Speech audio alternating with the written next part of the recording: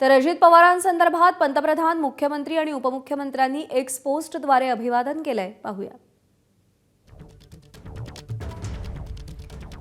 पंतप्रधान असं म्हणतात, जयंतीनिमित्त अजित पवारांची आज आठवण येते. महाराष्ट्राच्या उन्नतीसाठी त्यांचं मोठं योगदान आहे. समाजाच्या सगळ्याच स्तरात दादांविषयी आदर आहे.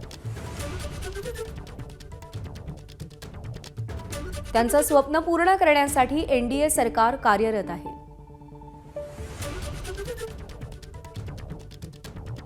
देवेंद्र फडणवीस असं म्हणालेत, दूरदर्शी, सर्वसमावेशक, लोकाभिमुख नेतृत्व.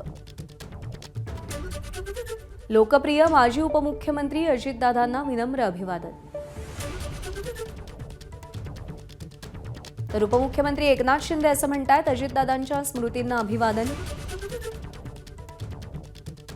दादांची जागा भरून काढणं शक्य नाही. दादांच्या कार्यपथावरून वाटचाल करताना सुखी संपन्न महाराष्ट्र घडवण्याची दादांची इच्छा पूर्ण करण्याचं बळ सुनेत्रा वहिनींना मिळेल. दादांनी पाहिलेली स्वप्न पूर्ण करणं हीच त्यांना आदरांजली. एबीपी माझा, उघडा डोळे बघा नीट.